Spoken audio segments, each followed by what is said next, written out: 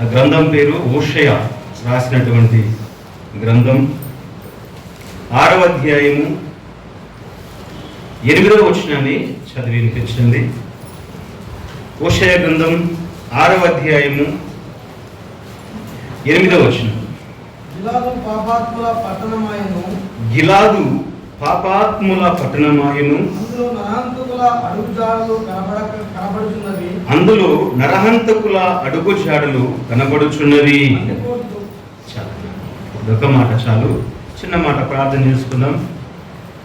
దయగల తండ్రి, కృపగల దేవ, నీ అపారమైన ప్రేమను బట్టి స్తోత్రం.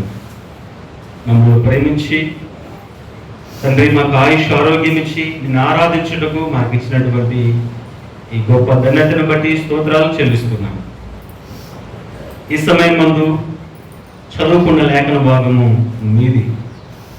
ఇందులో ఉన్న సంగతులు తేటగా అర్థమయ్యే రీతిలో నాతో మీరు మాట్లాడండి, మాతో మీరు మాట్లాడండి.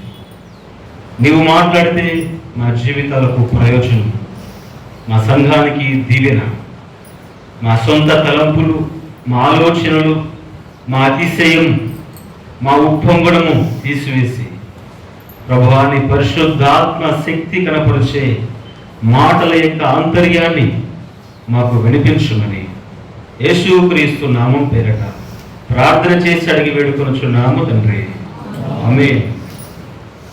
ప్రభునందు ప్రియులారా,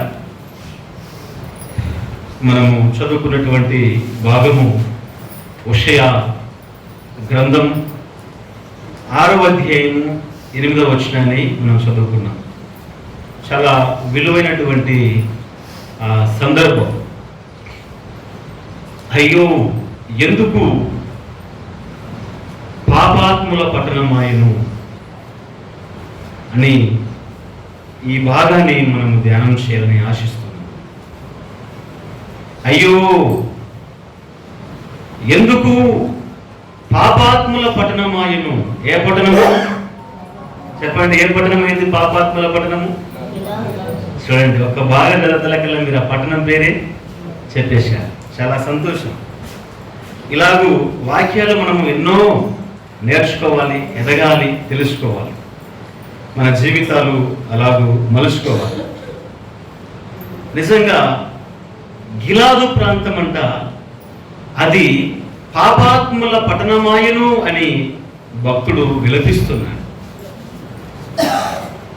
గిలాదు పాపాత్ముల పట్టణమాయను, అందులో నరహంతకుల జాడలు కనబడుతున్నవి.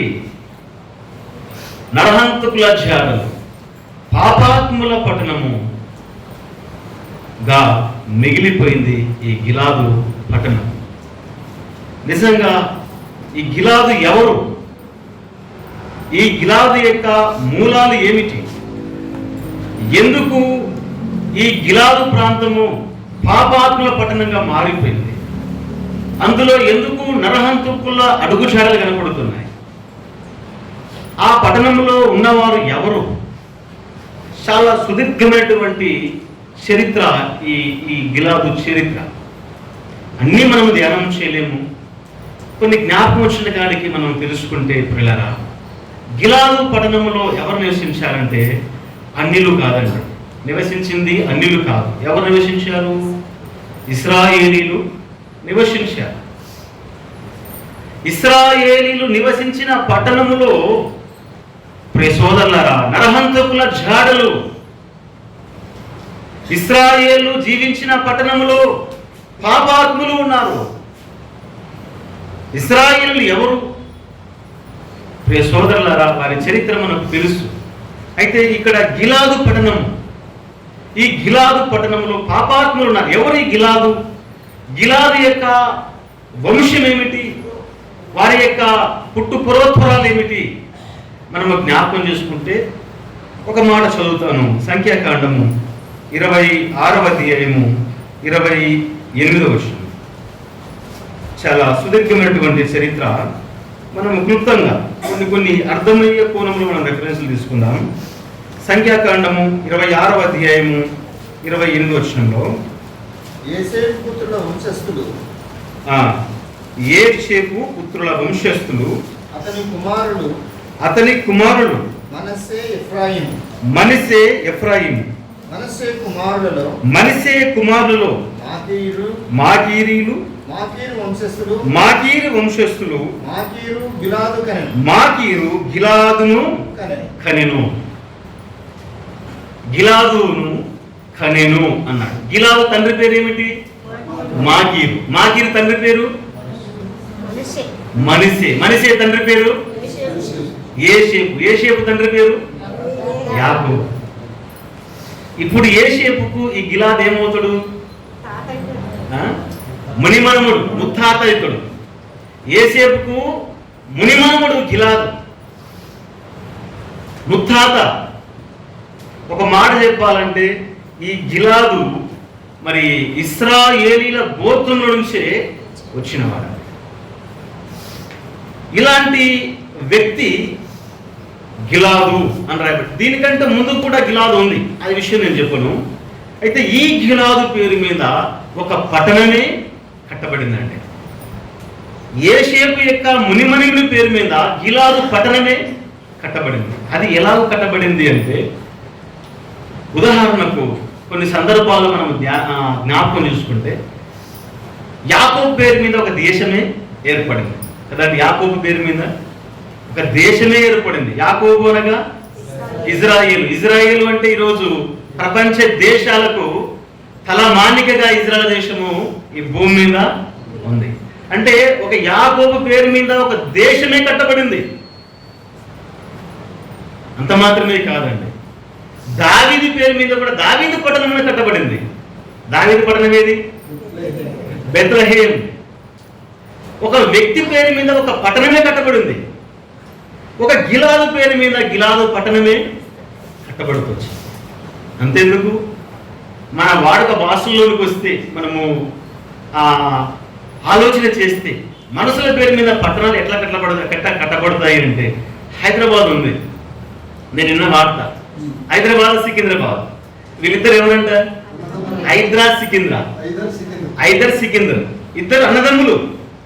ఇద్దరు అన్నదమ్ముల పేరు మీద హైదరాబాదు, సికింద్రాబాద్.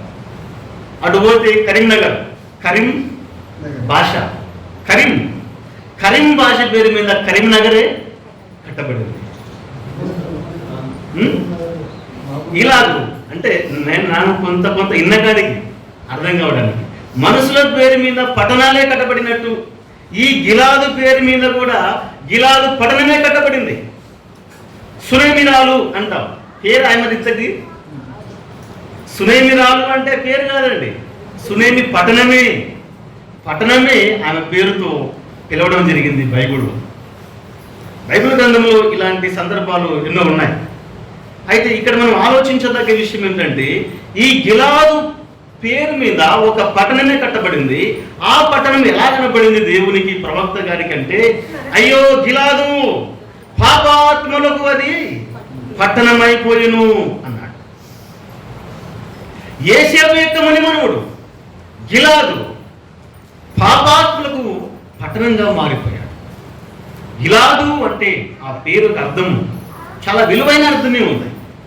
చురుకైనది లేదా కరుకైనది. చురుకైనది అని అర్థం. గిలాదు అంటే చురుకైనది, చాలా చురుకుదనం. బైబిల్ గ్రంథంలో సామెతల గ్రంథం 12వ అధ్యాయం 27వ వచనంలో ఏముంటుందంటే, చురుకుగా ఉండుట గొప్ప భాగ్యం. గిలాదు అంటే చురుకైనదే. చురుకైన పట్టణము పాపాత్ముల పట్టణంగా మారిపోయింది. చురుకైన పట్టణము నరహంతకుల అడుగు జాడలుగా పడుతున్నాయి. నరహంతకులు అంటే మనుషులు చంపేవారు కావచ్చు. కొత్త నిబంధన ప్రకారంగా నరహంతకులు ఎవరు? ఒక సహోదరుని ద్రోహి, విమర్శించువాడు.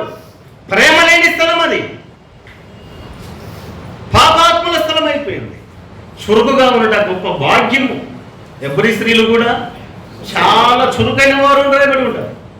చురుకుగా ఉంటే గొప్ప భాగ్యమే. కానీ ఆ చురుకుదనం పోయిందండి. ఇప్పుడు ఎలా మారిందంటే, ఆ పట్టణము పాపాత్ముల పట్టణముగా మారిపోయింది. ఎందుకు మారింది? గిలాదు ప్రాంతము, గిలాదు పట్టణము, పాపాత్ముల పట్టణం ఎందుకు మారింది? చురుకైనదే, సంతోషం. కానీ పాపాత్మల పట్టణంగా మారింది? ఎందుకు మారింది? ఆ పట్టణంలో ఎవరెవరు ఉన్నారు? కొన్ని కారణాలు మనం చూద్దాం ప్రియులారా. చూడండి, సమూయేలు రాసినటువంటి రెండవ గ్రంథం 17వ అధ్యాయము 27వ వచనం, 27, 28 చూడండి. సమూయేలు రాసినటువంటి రెండవ గ్రంథం 17వ అధ్యాయము 27వ వచనం. దావీదు మహనయీమునకు వచ్చినప్పుడు అమ్మోనీల రబ్బా పట్టణపు వాడైన నాహాసు కుమారుడు సోబియును లోదేబారు ఊరివాడగు అమ్మీయేలు కుమారుడైన మాకీరును రొగేలీము ఊరివాడనగు గిలాదీయుడునైన బర్జిల్లాయు 28 అరణ్యమందు జనులు అలిసిన వారై ఆకలిగొని దప్పిగొని ఉందురని తలంచి పరుపులు పాత్రలు కుండలు గోధుమలు యవల పిండి వేచిన గోధుమలు కాయధాన్యములు చిక్కుడు కాయలు పేలాలు తేనె వెన్న గొర్రెల జున్ను ముద్దులు దావీదును అతని ఎదురున్న జనములను భోజనము చేయుటకై తీసుకొని వచ్చింది. గిలాదు ప్రాంతములో ఉన్నటువంటి విలువైన సామాగ్రి లేదా ఆహార పదార్థాలు ఇవి. ఆహార పదార్థాలు చాలా విలువైనవి ఉన్నాయి గిలాదు ప్రాంతంలో. ఆ గిలాదు ప్రాంతంలో ఉన్నటువంటి ఎవరు వ్యక్తి అంటే బర్జిల్లాయి. ఈ బర్జిల్లాయి గిలాదు ప్రాంతంలో నివసిస్తున్నాడు. ఈ గిలాదు ప్రాంతంలో ఉన్నటువంటి బర్జిల్లా ఎలాంటి వాడంటే ఎంత ప్రేమ గలవాడు. దావీదు అరణ్యములో ఆకలి ఉన్నాడని, దావీదు సైన్యం అరణ్యములో ఆహారము లేక ఇబ్బంది పడుతున్నారని సోదరులారా, ఆ గిలాదు పట్టణంలో ఉన్నటువంటి ఒక విలువైన ఆహార పదార్థాలు అన్ని మూట కట్టుకొని నా సేవకుడైన దావీదుకి ఇవ్వాలి, వాళ్ళు తినాలి, వారు కరువుతో ఉన్నారు, ఆకలితో ఉన్నారని తీసుకొని పోతున్నారండి ఈ బర్జిల్లాయి. ఇంత ప్రేమ కలిగినటువంటి బర్జిల్లాయి ఆ గిలాదు పట్టణంలో ఉన్నాడు. ఇంత ప్రేమ గలవారు, ఆహార ధాన్యాలు ఉన్నటువంటి ఆ పట్టణంలో సోదరులారా ఆ బర్జిల్లాయి ఉన్నాడు. బర్జిల్లాయి ఉన్నటువంటి ఆ గిలాదు పట్టణము చివరికి పాపాత్మల పట్టణముగా మారిపోయింది. ఇంత మంచివారు ఉన్న పట్టణం ఎందుకలా మారిపోయింది? ఇంకా చూడండి, న్యాయాధిపతుల గ్రంథం 7వ అధ్యాయం 3వ వచనం. న్యాయాధిపతుల గ్రంథం 7వ అధ్యాయము 3వ వచనం. కాబట్టి నీవు ఎవడు భయపడి వణుకుచున్నాడు వాడు త్వరపడి గిలాదు కొండ విడిచి తిరిగి వెళ్ళవలనని జనులు వినున్నట్లుగా ప్రకటించుమని గిద్దోనుతో సెలవిచ్చెను. గిద్దోను ఇప్పుడు ఎక్కడున్నాడు? గిలాదు కొండ దగ్గర ఉన్నాడండి. గిలాదు అనేది పాపాత్మల పట్టణంగా మారిపోయింది కదా. ఎందుకు అలా మారిపోయింది? దాంట్లో నివసించిన వారు ఎవరంటే, ఒకటి బర్జిల్లాయి ప్రేమ కలిగిన వాడు, రెండవది గిద్దోను. ఈ గిద్దోను ఎవరో తెలుసండి? మహాపరాక్రమం కలిగినటువంటి బాలాఢ్యుడా అని దేవుడు తెలిసాడు. గిద్దోను నివసిస్తున్నాడు ఆ గిలాదులో. గొప్ప గొప్ప ప్రవక్త న్యాయాధిపతులు ఉన్నటువంటి ఆ ప్రాంతం. ఆ ప్రాంతంలో బర్జిల్లాయి ఉన్నాడు, గిద్దోను ఉన్నాడు. ఇంకా చూడండి, న్యాయాధిపతుల గ్రంథం 11వ అధ్యాయం 1వ వచనం. గిలాదు వాడైన యెఫ్తా పరాక్రమం కలిగినటువంటి బాలాఢ్యుడు. గిలాదులో ఇంకెవరు కనబడుతున్నారు? యెఫ్తా గురించి మనకందరికి బాగా సుపరిచితమే. యెఫ్తా న్యాయాధిపతి. ఎంత శ్రేష్టమైన భక్తిని కలిగిన వాడు యెఫ్తా కుమార్తె ఎంత భక్తి కలిగినది. ప్రమాణం చేసుకున్నటువంటి యెఫ్తా కుమార్తె ఒడంబడిక చేసుకొని తాను బలైపోవటకు కూడా సిద్ధపడినటువంటి యెఫ్తా కుమార్తె ఉంది. అంటే గిలాదు యొక్క గొప్పతనము మేము గుర్తు చేస్తున్నాం. గిలాదులో బర్జిల్లా కనపడుతున్నాడు, గిలాదులో గిద్దోను కనపడుతున్నాడు, గిలాదులో యెఫ్తా కుమార్తె కనపడుతున్నాయి. గొప్ప గొప్ప వారు ఉన్నారు ఆ పట్టణంలో. ఎందుకు పాపాత్మల పట్టణమే మారింది? ఇంకెవరున్నారు? ఇంకా ఏమేమి కనబడుతున్నాయి చూడండి ఒకసారి. యెహోషువ గ్రంథం 20వ అధ్యాయము, యెహోషువ గ్రంథం 20వ అధ్యాయము 8వ వచనం.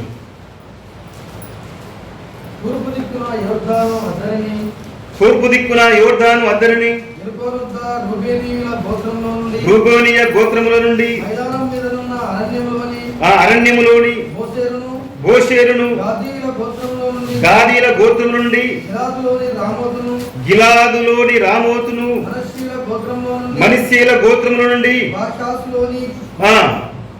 బోలాను నియమించిరి. ఇక్కడ చూడండి, గిలాదులో ఏముందంటే ఆశ్రయపురం ఉంది. ఇది మనం కౌంట్ చేసుకోవాలి. మొదటి నుంచి చదివితే మనకు అర్థమవుతుంది. గిలాదులో ఆశ్రయపురం ఉంది. ఆశ్రయపురం అంటే మామూలు విషయం కాదండి. ఎవరైనా ఒక వ్యక్తి తప్పు చేసిన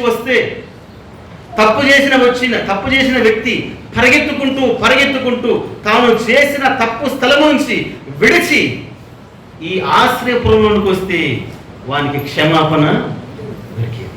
ప్రొటెక్షన్ ఈ ప్రొటెక్షన్ ఇచ్చే స్థలము గిలాదు పట్టణం. గిలాదులో కూడా ఆశ్రయం ఏర్పడింది. అంత గొప్ప ఉన్నతమైన పట్టణం. భక్తులు ఉన్నారు. ఇంకెవరున్నారు చూడండి గిలాదులో. ఇంకెవరున్నారంటే రాజులు రాసినటువంటి మొదటి గ్రంథం 17వ అధ్యాయం. రాజులు రాసినటువంటి మొదటి గ్రంథం 17వ అధ్యాయం 1వ వచనం. అంతటా గిలాదు కాపురస్తుల సంబంధీయును తీసిపీయుడైన ఏలియా ఆహాబునొద్దకు వచ్చి మాట్లాడుతున్నాడండి. గిలాదు కాపురస్తుడు ఎవరు? ఏలియా. అతనికి ముందు ఒక బిరుదు ఉంది. ఏమిటి ఆ బిరుదు? రెవరెండ్ కాదు, హారిల్ కాదు, బిషప్ కాదు. అతని ముందు బిరుదు ఏమిటి? తిస్బీడు. తిస్బీడు అంటే అర్థము త్రిప్పేవాడు. అనేకులను దేవుని వైపు త్రిప్పేవాడు కాబట్టి త్రిప్పేవానికి పేరు పెట్టాడు దేవుడు. గిలాదు కాపురస్తుడైన తిస్బీడైన ఏలియా నిజంగా గొప్ప ప్రవక్త ఆ గిలాదు ప్రాంతంలో ఉన్నారు. అనేకులు 450 మంది బయలు ప్రవక్తలు ఒక వైపు నిలబడి ఛాలెంజ్ చేస్తే, సోదరులారా, దేవుడి పక్షాన తాను నిలబడి ఛాలెంజ్ చేసి ఆ బయలు ప్రవక్తలను ఓడించి తన దేవుని యొక్క శక్తిని కనపరిచిన వాడు ఏలియా. తిస్బీడు అనేక మందిని దేవుని వైపు త్రిప్పినవాడు. అనేక మందిని త్రిప్పినటువంటి వాడు ఏలియా. నివసించినటువంటి గిలాదు ప్రాంతం ఏమైంది? ఈరోజు హోషేయ ప్రవక్త వచ్చేసరికి ఏమైంది? పాపాత్ముల పట్టణమాయను, నరహంతకుల పట్టణమా. ఎందుకయింది? ఎంత విచారం. గిలాదులో బర్జిల్లాయి ఉన్నాడు, ప్రేమ కలిగిన వాడు. గిలాదులో త్రిప్పేవాడు ఉన్నాడు, ఏలియా. గిలాదులో ఆశ్రయపురం ఉంది. గిలాదులో ఒక గిద్దోను నాయకుడు ఉన్నాడు, యెఫ్తా ఉన్నాడు. ఆయన కుమార్తె, చక్కటి భక్తి కలిగిన కుటుంబం ఉంది ఆ ప్రాంతంలో. అలాంటి ప్రాంతం ఒక రోజు పాపాత్ముల పట్టణముగా పిలువబడింది. ఎంత విచారం ప్రియ సోదరి సోదరులారా. ఈ మాటలు మనము ధ్యానము చేస్తూ ఉంటే ఎంతో బాధ కలుగుతూ ఉంది. నిజంగా గొప్ప గొప్ప ప్రవక్తలు పుట్టినటువంటి ఆ స్థలములో పాపాత్ముల పట్టణముగా మారిపోయింది. మనము కూడా మన కుటుంబాల నుంచి ఎంత గొప్ప గొప్ప భక్తులు బయలుదేరినా చివరికి మన కుటుంబం ఈరోజు ఎలా కనపడుతుంది దేవునికి? మన కుటుంబాలు దేవునికి ఎలా కనపడుతున్నాయి? మన తాత, మన ముత్తాత ఎంతో భక్తి గలవారని చెప్పుకుంటున్నాం, సంతోషమే. ఆ భక్తి ఈరోజు ఉందా? ఆ ఆ భక్తి ఈరోజు కనపడుతుందా? సోదరి సోదరులారా, గిలాదు ప్రాంతంలో గొప్ప గొప్ప న్యాయాధిపతులు ఉన్నారే, గొప్ప ప్రేమ గల వారు ఉన్నారే, కానీ ఆ ప్రేమ లేదు. కానీ ఆ ప్రేమ కనుమరుగైపోయింది. ప్రేమ పోయి ద్వేషం, నరహంతకులు ఉన్నారు. ఎంత విచారం! ప్రియ సోదరి సోదరులారా, నిజంగా మన జీవితంలో కూడా మనం ఎలాగ కనబడుతున్నాం? ప్రారంభంలో ఎలా కనబడుతున్నాం? ఇప్పుడు ఎలా కనబడుతున్నాం? ప్రారంభంలో ఎలా కనబడుతున్నాం? మన యొక్క ఆత్మీయ జీవితం. ఒకప్పుడు పరిచర్య అంటే పరిగెత్తేవారం, ప్రార్థన అంటే పరిగెత్తేవారం. ఆసక్తి లేదు, ఆ ప్రేమ లేదు. ప్రియ సోదరులారా, కనుమరుగైపోతుందేమో. ఒకసారి మనము పరీక్షించుకుందాం. ఒకప్పుడు దొంగలకి, నరహంతకులకు నిలవ స్థానము గిలాదు ప్రాంతం. ఆ ప్రాంతంలో ఆశ్రయపురమే కనుమరుగైపోయింది. ఆశ్రయమే లేదండి. ఆశ్రయం ఇచ్చినటువంటి స్థలం ఈరోజు దొంగలకి నివాసం అయిపోయింది. దోపిడీలు, నరహంతకులు ఉన్నారు. ఎందుకు అలా మారింది ఆ పట్టణం? ఎక్కువ విషయాలు కాకుండా, అంటే ఎక్కువగా నేను చెప్పకుండా తక్కువ చెప్పి నేను ముగిస్తాను. ప్రియ సోదరులారా, ఈ గిలాదు ప్రాంతం పాపాత్మల పట్టణమైంది. ఎందుకయింది? ఇంత గొప్ప గొప్ప భక్తులు, ప్రవక్తులు ఉన్నటువంటి ఆ ప్రాంతం ఎందుకు మారింది? వారి చరిత్ర మనం చూశాం. ఎందుకు వారు అలా మారిపోయారు అని మనం చూడగలిగితే దైవ గ్రంథం నుంచి చూడండి. ఒక మాట గుర్తు చేసుకుందాం. సంఖ్యాకాండం 32వ అధ్యాయం. సంఖ్యాకాండం 32వ అధ్యాయము 1వ వచనం. రూబేనీయులను గాదీలకును అతి విస్తారమైన మందలు ఉండెను. గనుక యాజేరు ప్రదేశమును గిలాదు ప్రదేశమును మందలకు తగిన స్థలమని తెలుసుకొని వారు వచ్చి మోషేను యాజకుడగు ఎలియాజరును సమాజ ప్రధానులతో ఆతారోతు, దీబోను, యాజేరు, నిమ్రా, ఎస్బోను, ఏలాలు, సేబాము, నెబో, బయోను అను స్థలములు అనగా ఇశ్రాయేలీయుల సమాజం ఎదుట యెహోవా జయించిన దేశము, మందలకు తగిన ప్రదేశము, నీ సేవకులమైన మాకు మందలు కలవు. కాబట్టి మా ఎడల నీకు కటాక్షము కలిగిన ఎడల మమ్మును యోర్దాను అద్దరికి దాటింపక నీ దాసులమైన మాకు ఈ దేశమును స్వాస్థ్యముగా నిమ్మనగా మోసే గాదీలతోను రూబేనీలతోను మీ సహోదరులు యుద్ధమునకు పోవుచుండగా మీరు ఇక్కడ కూర్చుండా వచ్చునా. చాలా పెద్ద సుదీర్ఘమైనటువంటి ప్రసంగం ఇది. ఇక్కడ ఏం జరిగిందంటే 2 గోత్రాల అంటే 2.5 గోత్రాలు, రూబేనీలు, గాదీలు. అర్ధగోత్రము మనిషి. ఈ మనిషి అర్ధగోత్రము రూబేను, తర్వాత గాదీలు. 2.5 గోత్రాల వారు ఏం ఆలోచన చేశారంటే, అయ్యా మోసే, మేము ఆ కానాను దేశానికి రాలేము. మాకు పశువులు ఉన్నాయి, మాకు మందలు ఉన్నాయి. ఈ యోర్దాను నది దాటి అవతలకి రాకుండా మేము ఇక్కడనే ఉండిపోతాం, మేము ఇక్కడనే ఉంటాం. మాకిది తగిన స్థలం, మేము ఇక్కడనే ఉంటాం అని మోషేతో మనవి చేస్తున్నారు. ఎవరెవరు మనవి చేస్తున్నారు? రూబేనీలు, గాదీలు, మనిషి అర్ధగోత్రం. మనిషి నుంచి వచ్చిన వాడు ఎవరు? గిలాదు. ఇది మర్చిపోకూడదు. గిలాదు. ఈ గిలాదు కూడా ఎక్కడ ఉండాలని ఆశపడుతున్నారంటే, యోర్దాను అవతలనే ఉంటామయ్యా, కానాను దేశంలోనికి మేము రాము. దేవుని ఉద్దేశం ఏమిటి? దేవుని యొక్క ప్రణాళిక ఏమిటి? 7 జాతుల వారిని కారణ దేశాన్ని జయించి ఆ దేశాన్ని మీకు స్వాస్థ్యముగా ఇస్తాను. మీకు యెహోషువ అనే నాయకుడు వస్తాడు. యెహోషువ గ్రంథం 1వ అధ్యాయంలో అతడు మీకు స్వాస్థ్యాన్ని పంచిపెడతాడు. అంతవరకు మీరు ఓపిక బట్టి మిమ్మల్ని పోషించడానికి నేను సమర్థులను కానా? నిన్ను, మీ పిల్లలను, మీ పశువులను పోషించేవాడిని కదా. మీరు వెళ్ళండి అని దేవుడు చెప్తే ప్రియ సోదరులారా, 2.5 గోత్రాల వారు నది దాటకుండగా మేము ఇక్కడనే ఉంటాం, నది యువతలనే ఉంటాం అని తమ సొంత ఇష్టాన్ని వారు అక్కడ కనపరిచారు.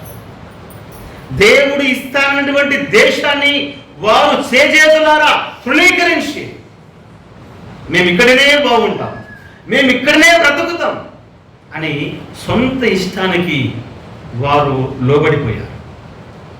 ఆ రూబేను, గాదీలు, మనసే అడ్డగోత్రపు వారు అంటే గిలాదు వారు కూడా దేవుడిచ్చే ఇష్టాన్ని కాదన్నారండి. దేవుడి యొక్క సంకల్పాన్ని కాదన్నారు.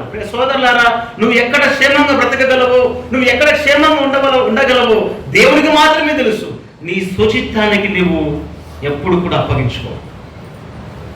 వీళ్ళు సొంత ఇష్టానికి అప్పగించుకున్నారు. అయ్యా మేము నది ఇవతలనే ఉంటాం, మీరు కోరుకున్నారు కదా, మీ పాపమే మిమ్మల్ని పట్టుకుంటుంది. మీరు కోరుకున్నారు, మీ పాపమే మిమ్మల్ని పట్టుకుంటుంది. ఇదే మాట ఇదే గ్రంథంలో మోషే చెప్తాడు. ఇదే మాట చెప్తాడు ఇక్కడే 23వ వచనంలో, మీరు ఇట్లు చేయని ఎడల యెహోవా దృష్టికి పాపము చేసిన వారగుదురు గనుక మీ పాపం మిమ్మను. అయ్యా దేవుడైతే 12 గోత్రాల వారిని తీసుకుపోయి, ఈ 2 గోత్రాలు కూడా అడ్డ గోత్రాలు కూడా మనసే, ఎఫ్రాయిం అవతల కానాను దేశంలో వెళ్దాం. కానాను ఎంతో శ్రేష్టమైన దేశం, ఆహార పదార్థాలు ఉన్నాయి. అన్ని దేశాల కంటే విలువైన దేశం కానాను దేశం.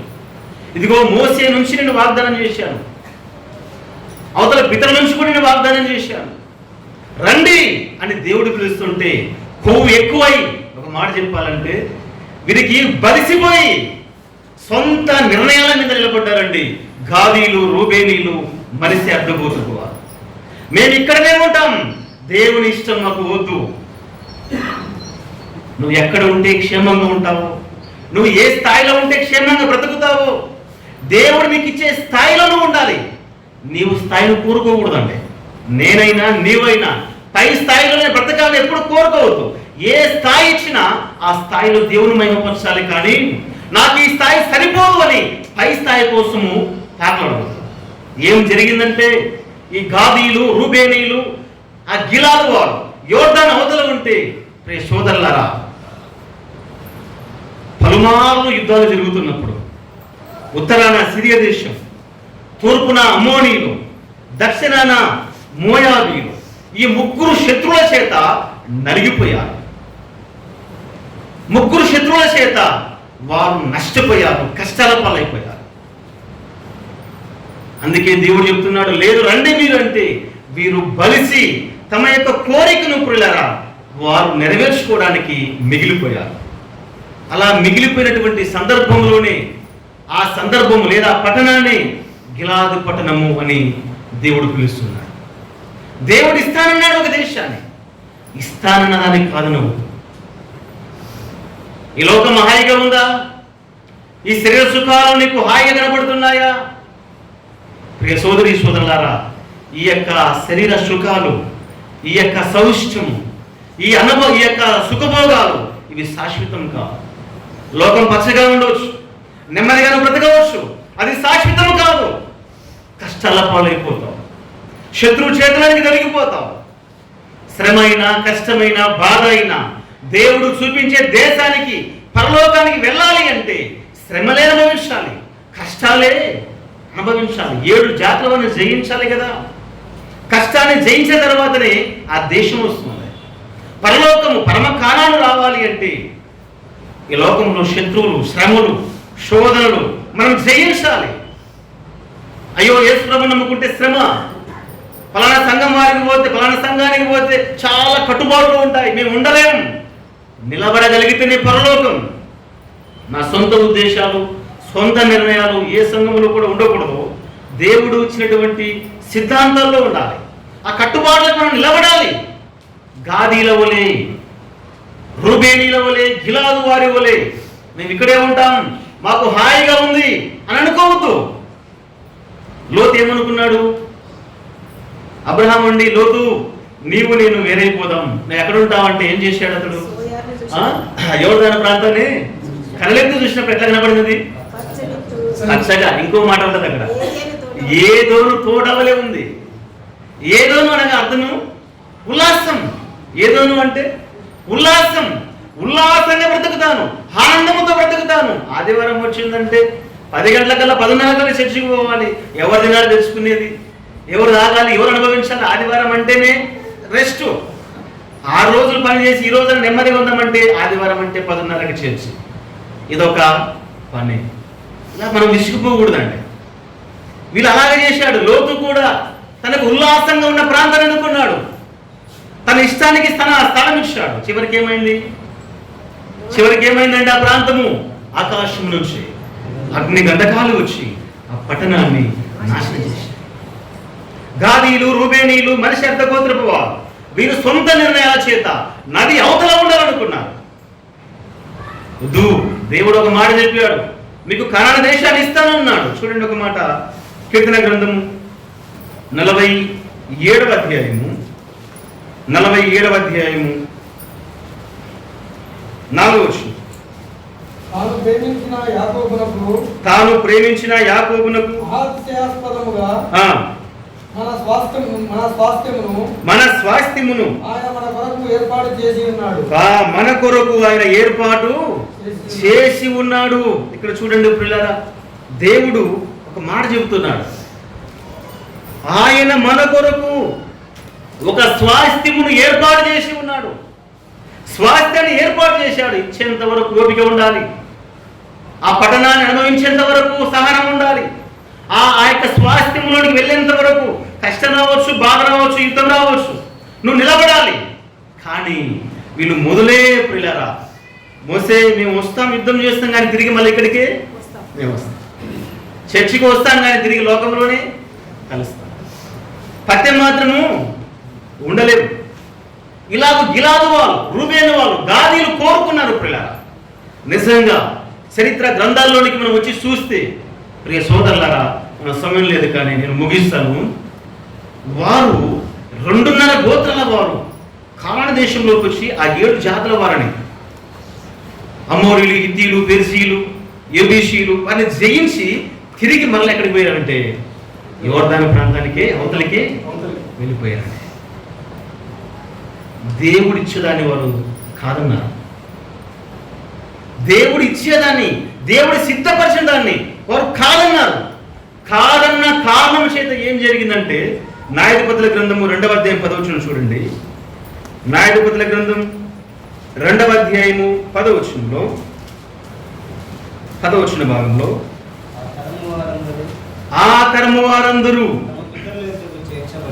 తమ పితరుల యొద్దకు చేర్చబడి వారి తరువాత యెహోవానైనను ఆయన ఇశ్రాయేలుల కొరకు చేసిన కార్యమునైనను ఎరగని తరం ఒకటి పుట్టగా.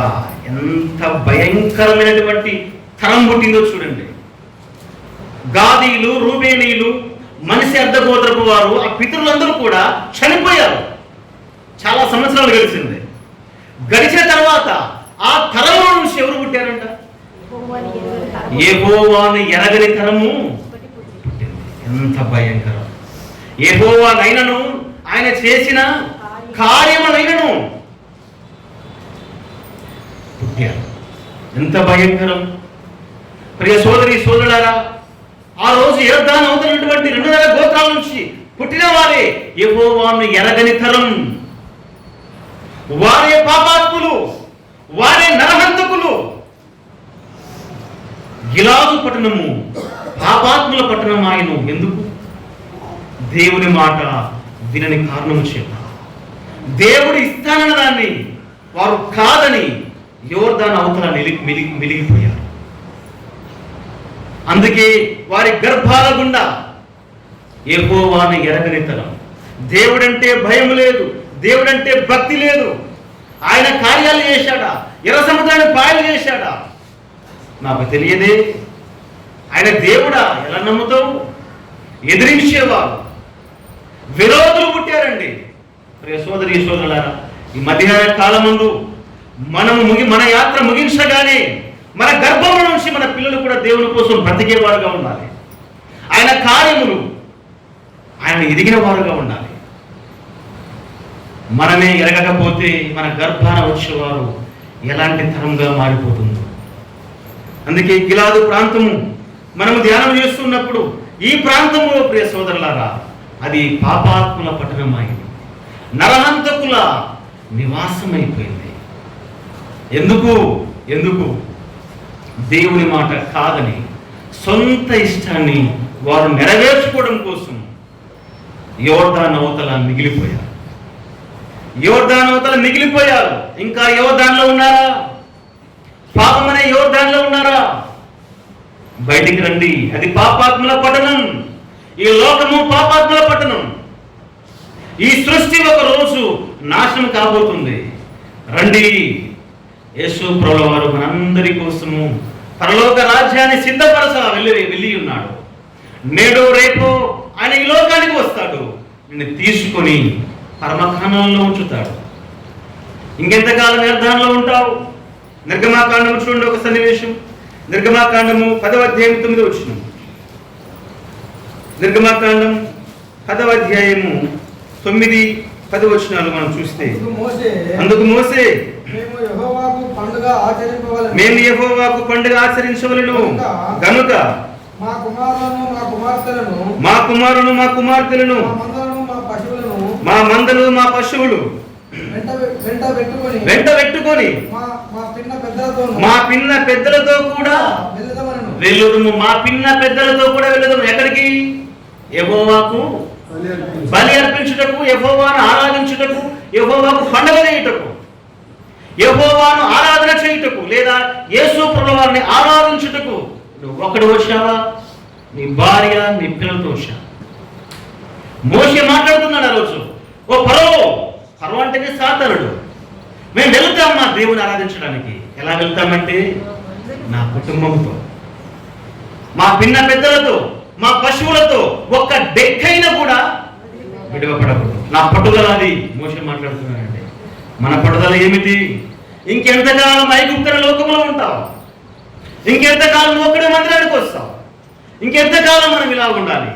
మన పిల్లల రక్షణ కోసము మన పడే ఆరాటం ఎంత ఉంది?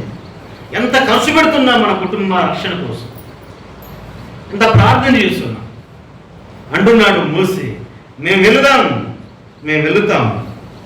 ఇంకో మాట చూడండి అక్కడే 10వ అధ్యాయం నిర్గమాకాండం 22వ వచనం. మోషే ఆకాశం వైపు తన చెయ్యి ఎత్తినప్పుడు ఐగుప్తు దేశమంతయు 3 దినములు గాఢాంధకారమాయెను. 3 దినములు ఒకరినొకడు కనుగొనలేదు. ఎవడును తానున్న చోట నుండి లేవలేక. 26వ వచనం. మా పశువులను మాతో కూడా రావలను. ఒక డెక్కైనను విడవబడకూడదు. చూడండి పిల్లరా, ఒక్క డెక్కైనను విడవబడదు. మా దేవుడైన యెహోవాను సేవించుటకు వాటిలో నుండి తీసుకుని వలెను. మన ఇంట్లో ఎవరు కూడా విడవబడకూడదు. అలాగూ గాదీలు, రూబేనీలు, గిలాదు వారు మేము ఇక్కడే ఉంటామని కోరుకున్నారు. కానీ వారి తరం ఎలా బ్రతికిందో ఆ తర్వాత వచ్చిన తరం ఎలా ఉందంటే యెహోవాను ఎరగని తరం. పాపాత్ములుగా మార్చబడిరి, నరహంతకులుగా వారు పిలువబడిరి.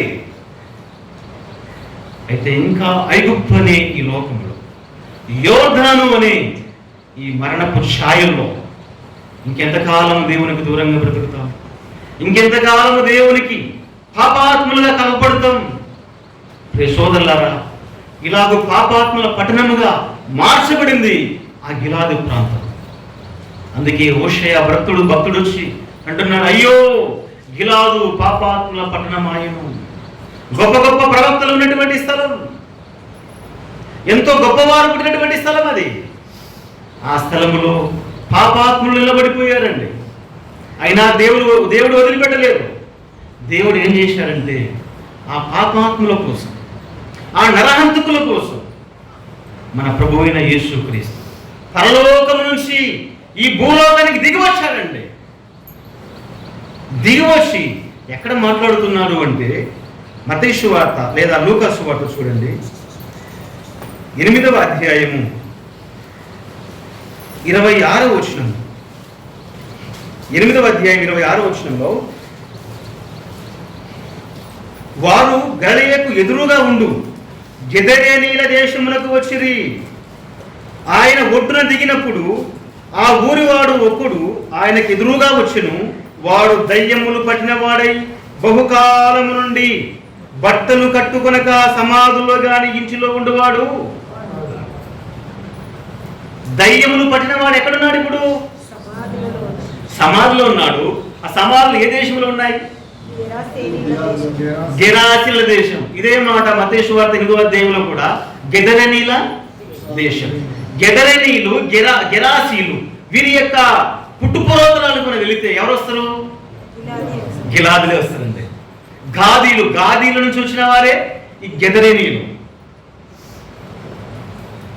ఈ చరిత్ర గ్రంథాల్లోకి వెళ్ళిపోతే ప్రియులారా, యెహోవాను ఎరగని తరం అది దయ్యములకు నివాసం అయిపోయింది. దయ్యమును పట్టినవాడు అక్కడ కనబడుతున్నాడు. ఆ గిలాదు పట్టణం అనుకుందాం, అక్కడ దయ్యము పట్టినవాడు ఉన్నాడు.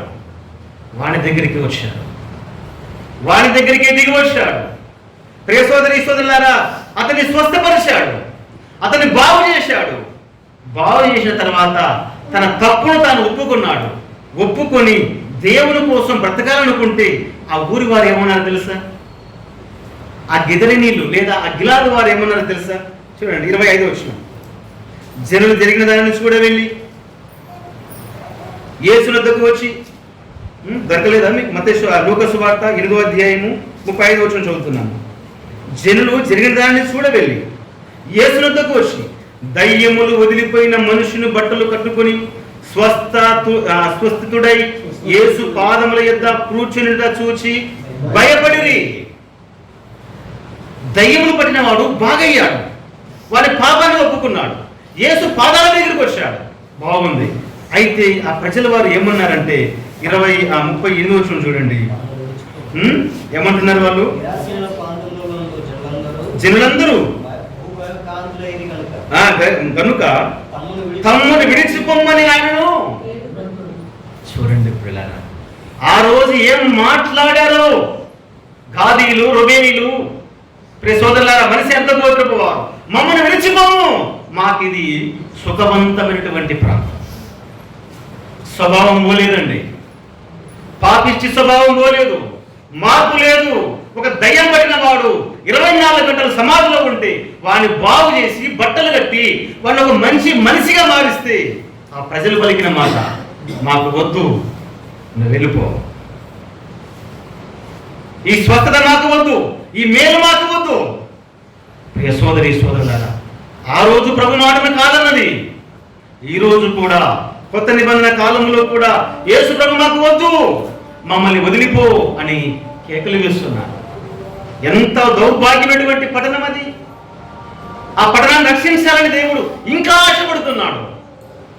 ఆ దేవుని ప్రేమ ఇంకా నిన్ను నన్ను వెంటాడుతుంది. ప్రియ సోదరి సోదరులారా, మనము కూడా ఇంకా యేసు ప్రభువుని నమ్మలేదా? మన జీవితాన్ని మార్చుకోలేదా? మన పాపాన్ని మనం ఒప్పుకోలేదా? మనం ఇంకా పాపాత్ములుగా ఉన్నామా? నరహంతకులుగా పడుతున్నామా? యేసు ప్రభు నీ కోసమే ఈ లోకానికి దిగి వచ్చాడు, నిన్ను బాగు చేయడానికి దిగి వచ్చాడు. నిన్ను తన దగ్గర, తన స్థానములో, తానున్న సింహాసనం మీద నీకు స్థానం ఇవ్వడానికి ఆయన దిగి వచ్చాడు. మనసు మార్చుకొని ఒక పేతురు వలె, అయ్యా నేను పాపాత్ముడను, నన్ను క్షమించు. పేతురు వలె, అయ్యా నేను పాపాత్ముడను, నా పాపమును క్షమించు. పశ్చాత్తాపపడి నీ పాపాన్ని, నీ జీవితాన్ని మార్చుకో, నిర్ణయాన్ని కఠినం చేసుకోవద్దు. ఇంకెన్నాళ్ళు లోకము హాయిగా ఉందని బ్రతుకుతావు, ఇంకెన్నాళ్ళు ఈ లోకము హాయిగా ఉందని జీవిస్తావు. అయ్యా నువ్వు అనుకున్నంత హాయిగా లోకము లేదు. లోకంలో ఎక్కడ చూసినా ప్రకృతిలో మార్పులు కనబడుతున్నాయి. నేను బాగున్నాను అనుకునేవాడు తెల్లవై తరకలు లేడు, వెళ్ళిపోతున్నాడు. నిన్న కాక మనం చూసాం, వరదలు వస్తున్నాయి. వాస్తు చూసిన వాడు కదండి, మంచిగా ఇచ్చారు వాట్సాప్లో. వాస్తు చూసినవాడు, వాస్తు ప్రకారంగా ఇల్లు కట్టినవాడు అందరూ కూడా ప్రవాహంలో కొట్టుకొని పోయారు. వాస్తు నమ్మవాకండి, ఈ లోకం మాయ. ఇంకా ఎన్నాళ్ళు నువ్వు దేవునికి దూరంగా బ్రతుకుతావు? లోకం అనే మత్తులో ఇంకెన్నాళ్ళు దేవునికి దూరంగా ఉంటావు? గాదీల వలె, రూబేనీల వలె. సోదరులారా, ఇంకెన్నాళ్ళు నీ ఇష్టాన్ని నెరవేర్చుకుంటావు? గతించిన కాలమే చాలు, గతించిన కాలమే చాలు. ముందున్న జీవితం కోసం నీ జీవితాన్ని మార్పు చేసుకో. అయ్యా, నేను మారుతాను, నా జీవితంలో నీ ఇష్టం జరగాలి, నా సొంత ఇష్టాన్ని నేను స్థానం ఇవ్వను. నేను ఏ స్థాయిలో ఉండాలో నన్ను నిలబెట్టు అయ్యా ప్రభువా. నా గర్భములో లేదా నా ప్రాంతంలో, నా కుటుంబంలో ప్రవక్తులు పుట్టాలి.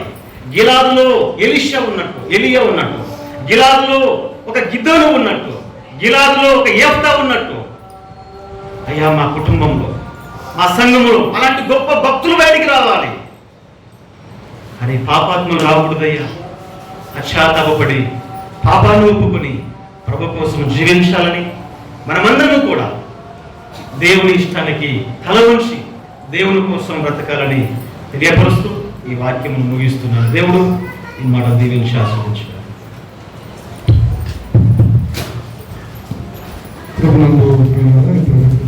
దేవుని వాక్యాన్ని